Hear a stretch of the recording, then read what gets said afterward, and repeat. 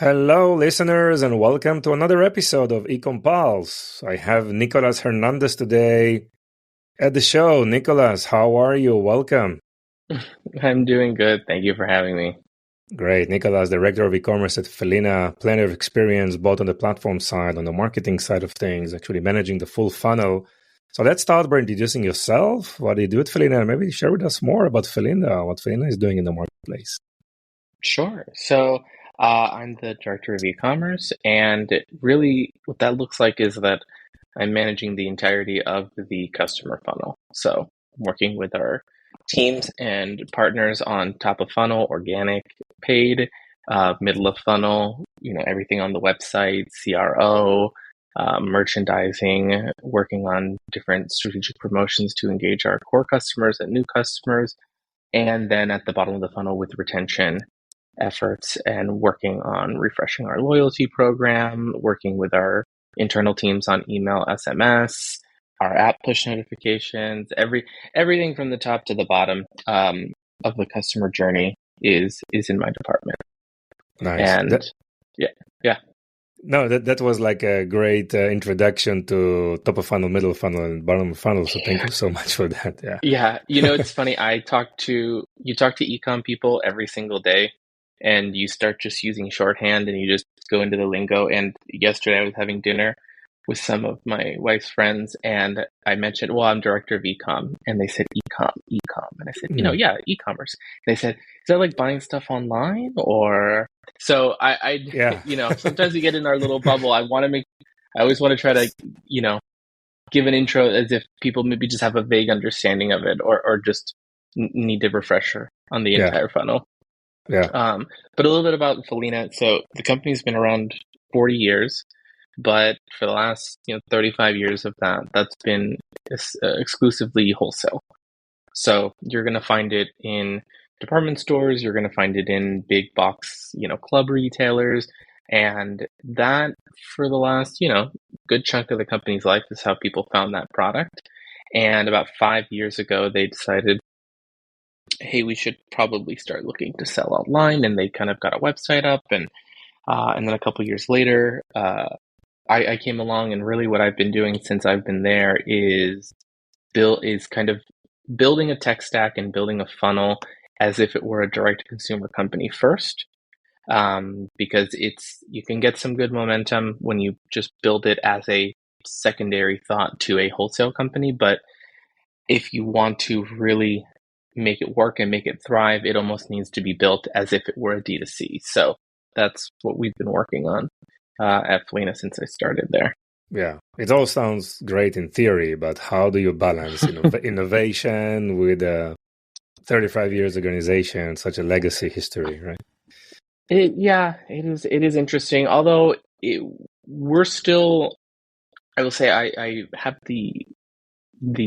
fortunately for me, we have not tapped out the customer's brand affinity. We have a very devoted fan base because of our 35-year history, and we are just now starting to engage with them and interact with them and tell them that we're online and try to move those sales to a kind of one-to-one relationship. So there will be a point where we will have kind of saturated that and we will be looking elsewhere. But I do think that in the short term, it's not as much of a balancing act because we do still have all of this untapped potential.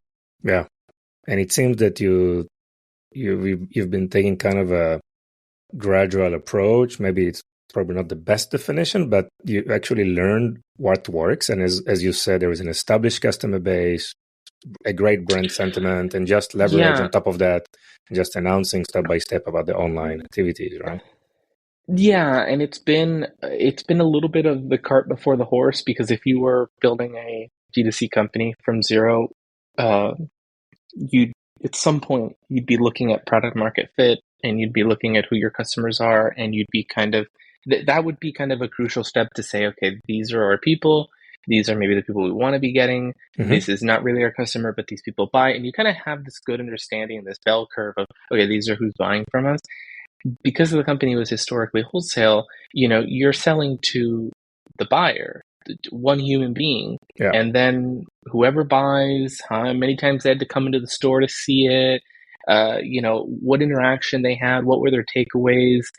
You don't get any of that information. It's all analog. So we're tapping into what we know is working while also then trying to build out these steps that we would have been doing if it were D2C first, like having customer profiles or even kind of understanding who it is we're marketing towards. And we're using a little bit of some top of funnel to market that lookalike audiences with who we are getting that's coming in, and trying to really quantify and understand who we have, and then kind of tear off from there. But what's also interesting, and I'm sure you're not surprised, is that the online customer for Felina today is not the in-store customer, by and large. Yeah. There is overlap. There's a little bit of overlap, but it's if you were going to Costco to buy, a pair of our leggings or, some kind of other basic item, you are going to Costco and you are buying it. The only reason you're coming to our website is maybe that it rotated out of Costco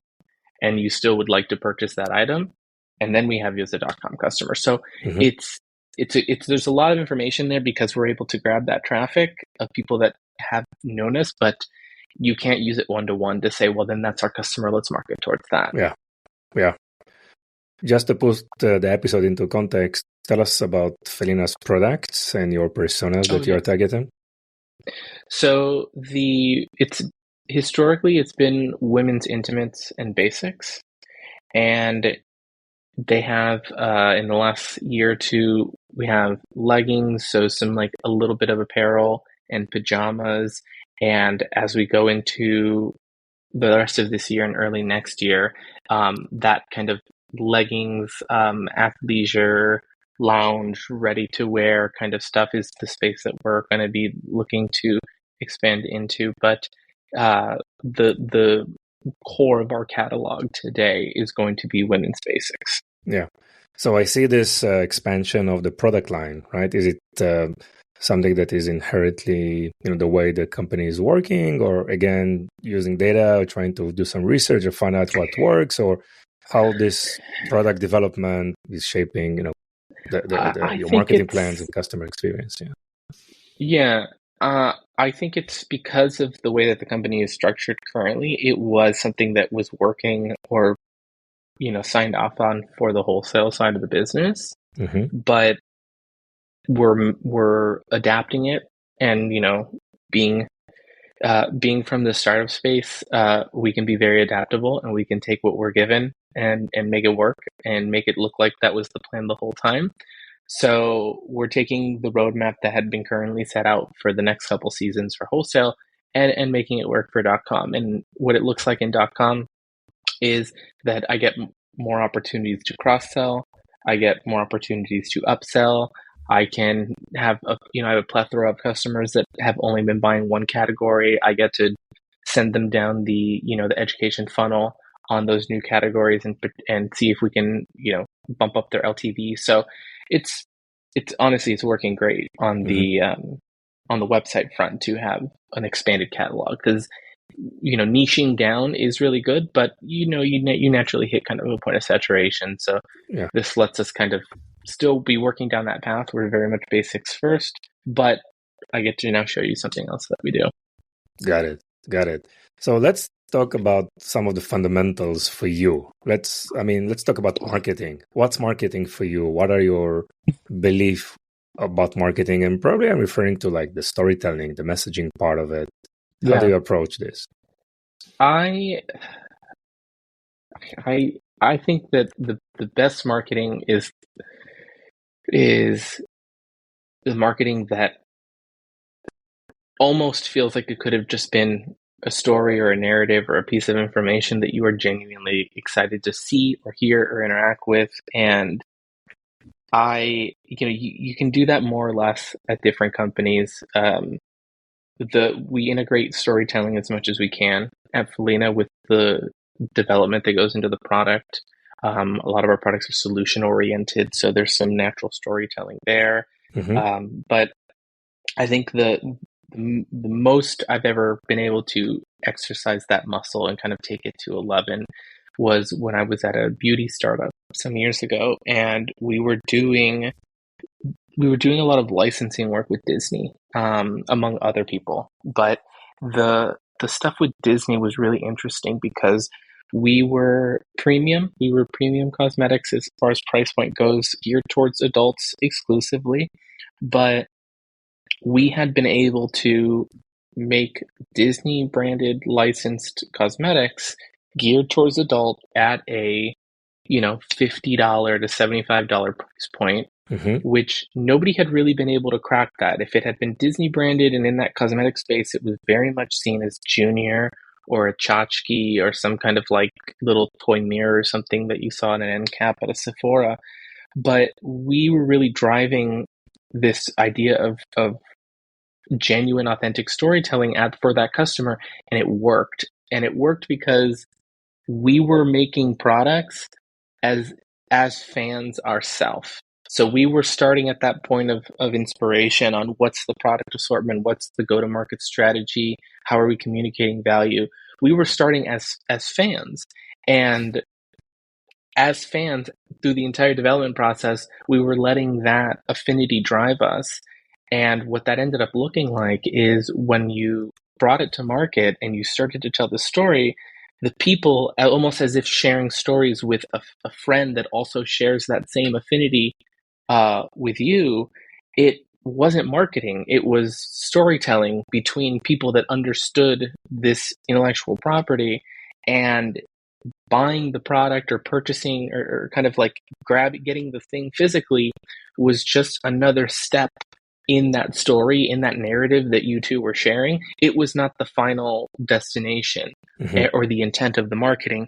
And I mean, it sounds very genuine and altruistic. At the end of the day, it's still a business, but um, if you can't phone that in, you can't phone in passion. I think with all the money in the world, you cannot develop something that you genuinely do not care about and have people that do care about it Hmm. say, "Oh yeah, they definitely cared about it," and um, that becomes kind of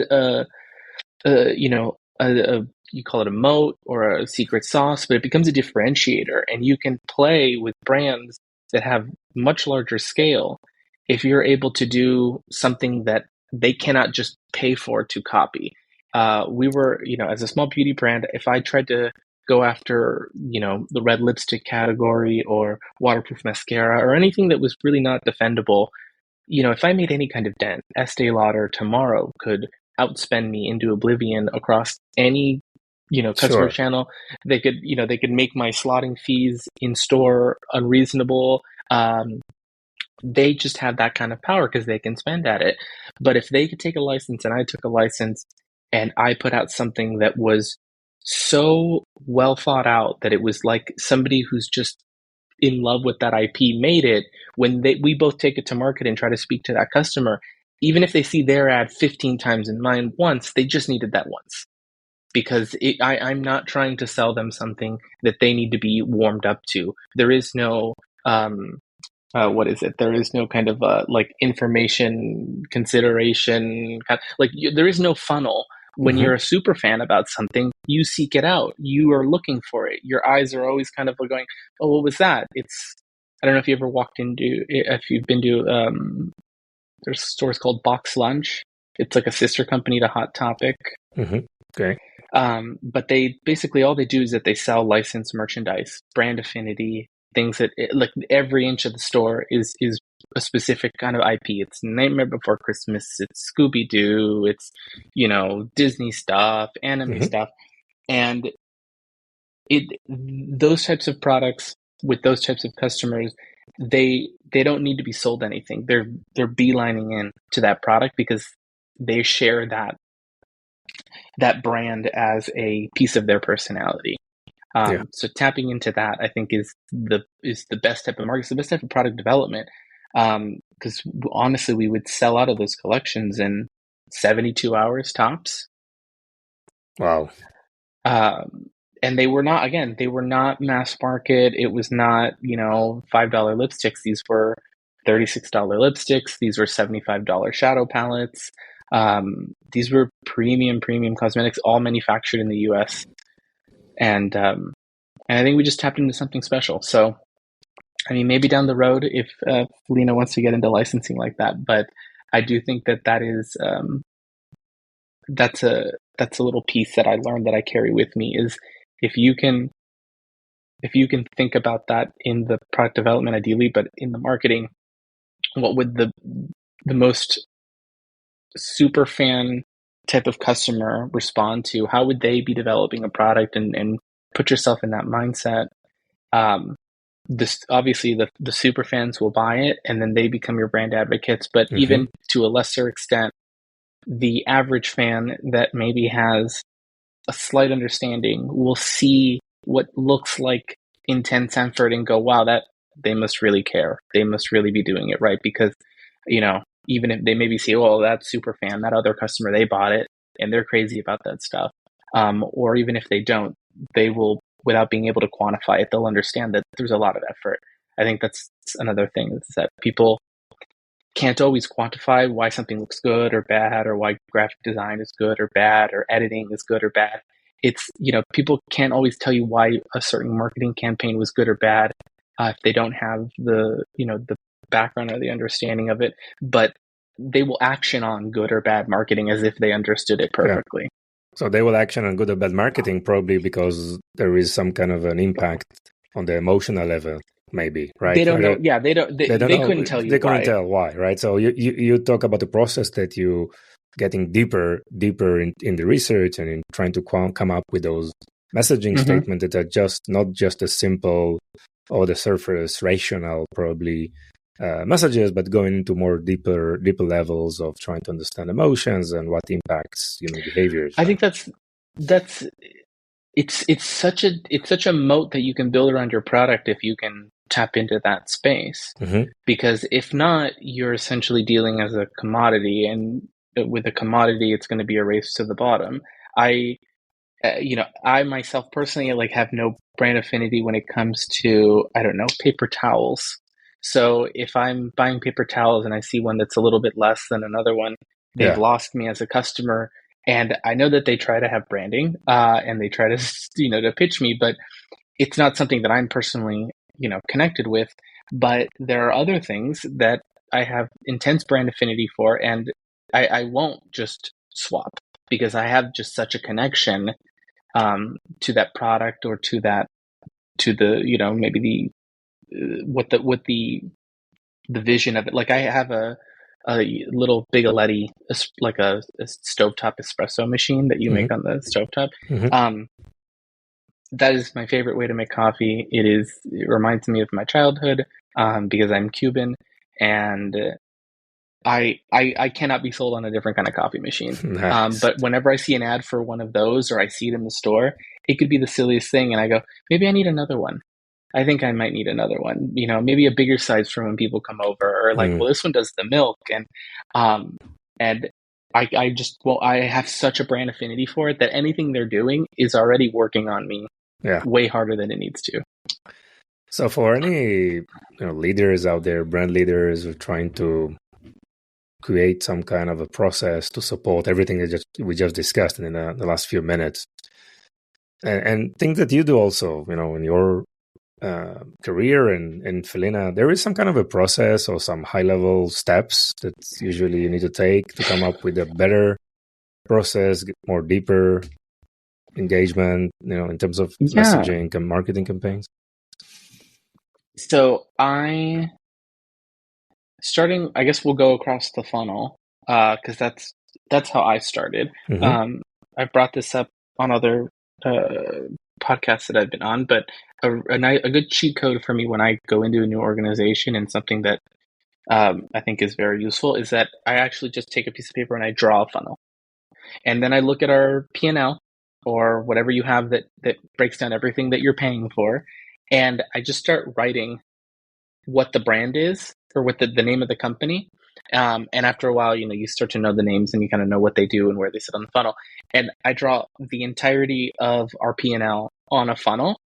And I you look at it in that moment going, okay, where can there be, where's there too much redundancy?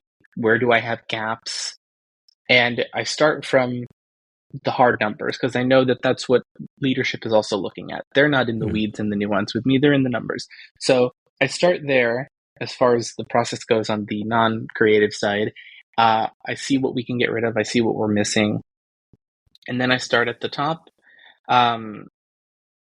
Mostly because for Felina, actually, it's kind of weird, the last couple organizations, they didn't really have a good organic social strategy. So I tend to start at the top just to make sure that we're saying something, because that, when you have like a brand mission or a brand statement or any kind of like messaging on who you are, why you are, all that jazz, the most watered down version of it is going to be at the top of the funnel, because it's kind of where that needs to be.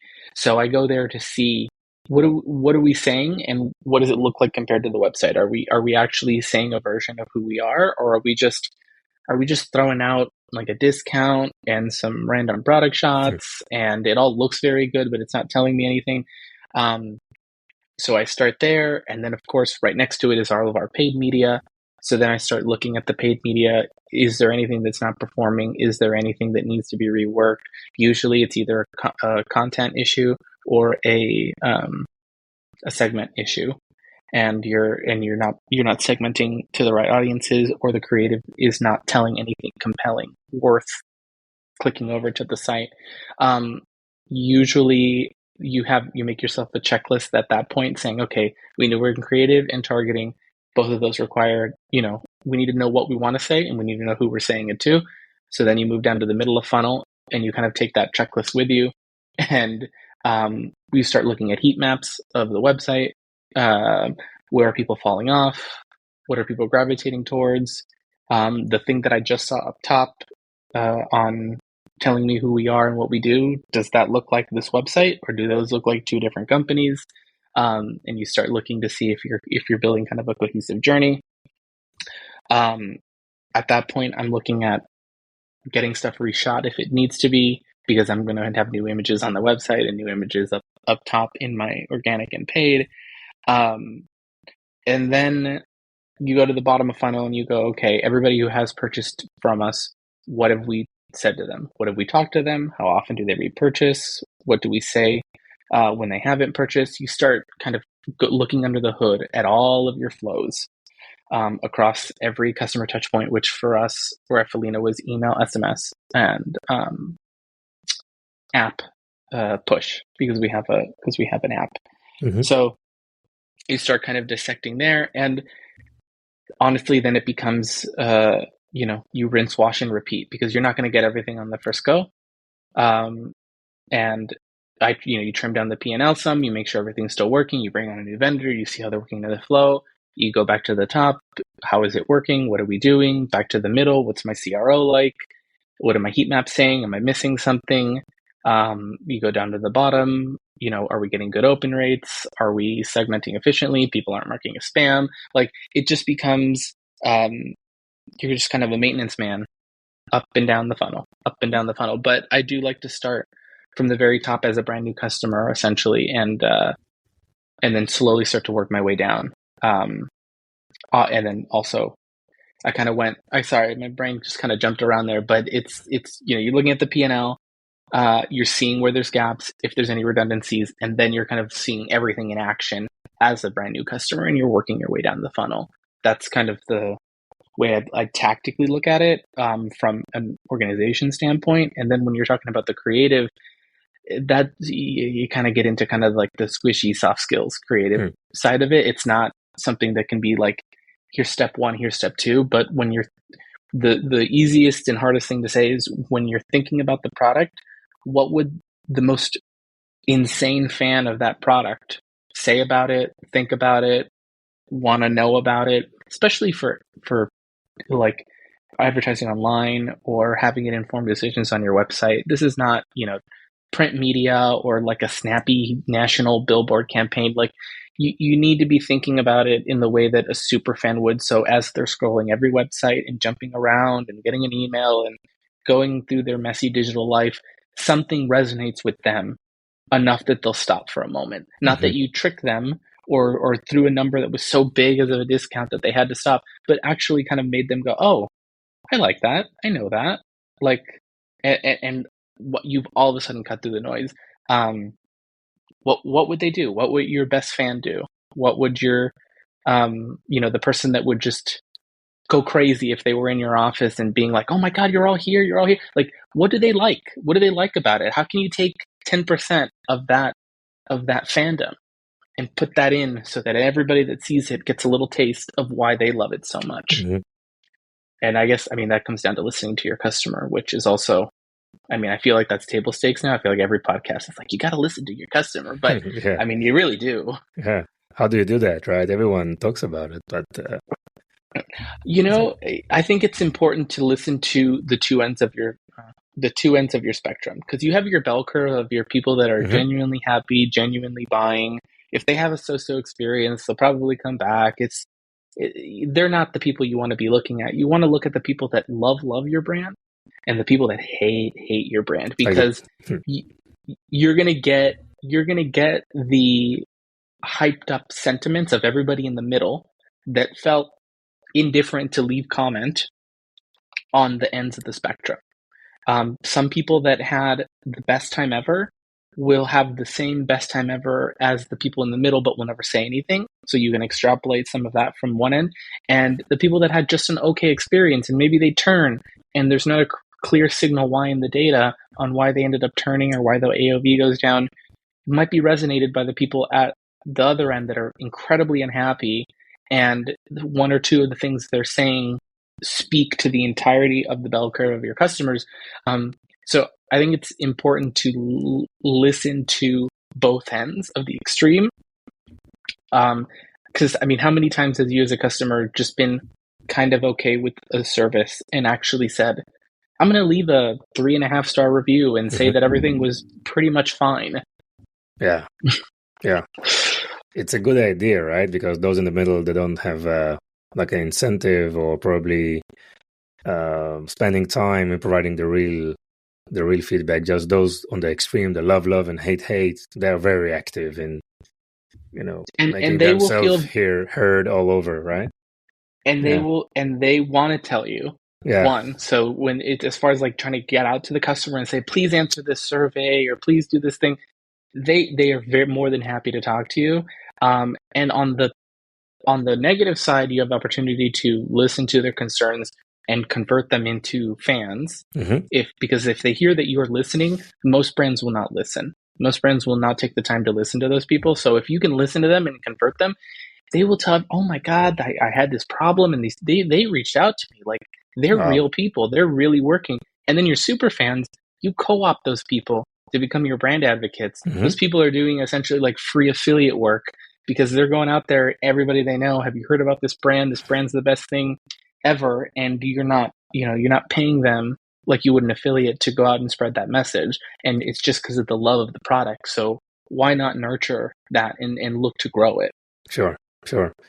And in terms of those marketing strategies and marketing channels, do you see anything that is working better these days, or is just making sure you do all the things, inbound, outbound, or earned versus owned, and just agile, experiment, and move, or there is something that is, I resonating better, or to No be worth sacred mentioning? cows Yeah. is resonating right now. Anything that had been working historically, you can't be in a place where you're looking at old breakdowns across media spend and going, well, Facebook historically always worked, or like this or that historically. Oh, this is not that time. We're past the wild west of the free data flowing that let us retarget everybody. Um, we're now getting to the point where privacy concerns are becoming more just kind of like table stakes, and software companies, hardware companies are building that in to answer the call that the customers are having without consideration to what that does to the marketing landscape or how Yeah. we operate. Yeah. So you're going to be working with a whole part of your tech stack that overnight could become, useless. Uh, for me, it's a time of a lot of testing. So I'm leaning into retention because those are the most cost effective customers. Sure. And if you have any kind of community that's by accident or on purpose kind of forming around the product, you nurture those people, you grow those people, you get those people to bring in more people. Those are going to be the highest ROI, the cheapest leads to convert. And as far as other channels, we're looking at the numbers. If something is not performing, it doesn't matter if it used to. For us, Facebook used to be a big spender, like Facebook proper, not even Instagram. And the customer shift, people age out, it kind of stops working. You can't just keep spending into it going, well, that always worked for us. And you need to be open to new things. We're seeing really good movement on testing out some, pins on Pinterest. And that's delivering a phenomenal ROI. And that had been a channel we had not been operating on previously. So regardless of what has been working or what used to work, Facebook was down too many quarters in a row, pulled back the spend, test elsewhere. We're looking at CTV. TikTok is another channel. We're integrating our shop into it so that people can use TikTok Shop. Nice. And seeing we have our products. It sits at a good price point to convert well on kind of the TikTok Shop channels from what we've seen. So, we're going to dive headfirst into that. If that explodes, that'll kind of be a interesting permutation of the e-commerce department as we kind of support that kind of little offshoot that's delivering a lot of momentum. It's just a time of a lot of experimentation. And if you're coming from a large legacy organization, this is a tough time because those ones kind of like pick a path and you're on it. But coming from startups, it's old hat. And I think that's almost what was before something that could be more or less valuable depending on the organization is now incredibly relevant if you have startup experience or if you're okay with situations that are dynamic and change rapidly day to day. Yes. You're treating this established kind of arm of this business almost like you would a startup. Something goes belly up overnight, or like you lose funding from a partner or something and you have to reorganize. It has to move like that. Yeah. I mean, and your startup background is so helpful these days, right? Because of this lean and mean mentality, right? Move fast, break things. And yes. Being agile, right? In your mindset and trying to experiment and kill very early something that is not working. We're a small, tight team for the size of the organization. Yeah. And it's because we're essentially running e-com within this organization as a startup. Yeah. We're wearing a lot of hats. We're very agile. There's no time for kind of this like large bloated team. It's everybody is an A player, and we cut, we transition, we bring on new stuff like day by day. Nice. So Nicholas, let's talk work-life balance. I mean, how do you how do you unwind, and what do you do outside of work? I just talked about like being startup agile, working like crazy. So work-life balance. I have a huge affinity for all things classic cars and like classic European cars specifically. So I've been because I'm in LA, so I've been driving up in the canyons, up around like the Malibu area, for years. And as much as I can get out there, on the weekends, I will wake up very early and I will go out for a drive there and just, I currently have a newer Miata, so it's not as classic European as I'd like it to be, but it's a 6-speed. So, I put the top down, it's nice and chilly. It's very, very nice to just go out there and just be out in my version of nature, and drive around. Nice. But yeah, that's that. And then also like working on it, I have there's a car down the street in the driveway that's been just sitting there. It's an old 70s MGB. And I'm very tempted to just make them a cash offer, like $500. I will push it out of your driveway and work on it and try to get it back up. But when I was little, my grandfather had an exotic car mechanic shop in Santa Monica. So I grew up kind of around those 70s, 80s, exotics. which at the time were a lot more difficult to import to get in here in the States. So I have that background in me a little bit. And also, if it's not that, I will say I do enjoy, because of the work that we did with Disney, and also my father used to work in feature animation at Disney. We go to Disneyland a lot now with my daughter, as much as we can. Maybe once or twice a month we try to get down there. Wow. Yeah, Nice. but that's a fun distraction, and it's it's funny. We go there to distract, and then because of our background there, we end up looking at the merchandise. We end up looking at the new products. We end up looking at their pricing strategy. We end up just kind of nerding out over the CPG products that they have there. But yeah, it's I try to, there's a lot going on in LA. I try to be in it as much as I can. Nice. You have an entertainment background, right? We talked about your Disney experience, but also you work for Nickelodeon, and that's. I did. That was kind of a crazy. So 2 weeks out of high school, I was on a movie set. Wow. I was a PA doing like on the low budget movies. I knew I wanted to work in TV, and I thought it was TV, or I thought it was something in like entertainment, but it was really telling stories. Like, to like really thread this back to what we were talking about before, I was always a fan of telling stories and engaging people. I thought that was through the medium of TV and movies. I thought that was the only way to tell stories. Many, many years later, you find out, like, I can tell stories with anything. I can tell stories with consumer goods. I can tell stories through marketing campaigns. I can tell stories in a lot of ways. And I still get to use that. Even though at the time I thought, it had to be in TV. But anyways, yes, I worked in TV, and then I moved up to a coordinator. And before I left the industry, I was doing assistant directing work, and it was a lot of fun. It was, I think, one of the most fun experiences. For sure. You have no life, though. I'm going to tell you, you're working 80, 90 hours a week. The people on the show or movie that you're on, they become your family.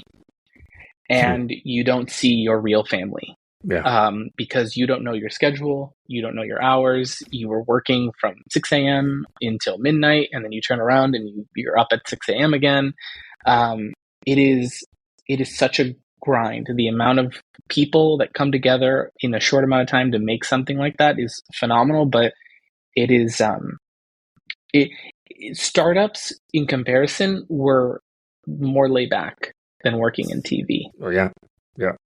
Because TV has a deadline you cannot miss ever, right? It doesn't. That's and it's funny. I took that in the early startup space. I was thinking, okay, what do we like today, this week, tomorrow? And they're like, no, we have a month. I was like, oh, a month? Oh my gosh. Yeah. Great, Nicholas. Final tips for other marketeers out there? As much as you can, for anything that you're trying to get out there into the market, try to care about it. You would be surprised how few people in even the most creative environments just don't give a damn. And it is such a differentiator and such a defensive moat if you can show up and actually care. And that sounds really silly, and that sounds really dumb. And you think, yeah, of course I care. But actually, like, even if you have to pretend to care, if you can get into that headspace where you're like, this thing that I'm now in charge of promoting, it is my whole life. You are going to be approaching that in a way that nobody else is going to be approaching it, which will lead to creative and work that nobody else will produce. Amazing final thought. Thank you so much for sharing this with us. Nicholas, it was a pleasure. Wish you all the best. Thank you for having me. Thank you for joining us on this episode. Your support means the world to us. If today's episode has been insightful for you, consider sharing it with someone who would also benefit. Even one share can make a big difference. Looking to elevate your e-commerce game? Discover Vimy, a multi-channel e-commerce platform that will transform your business with the power of shoppable video.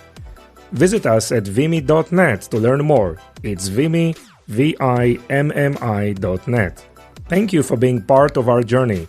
Stay tuned for more invaluable insights in our next episode.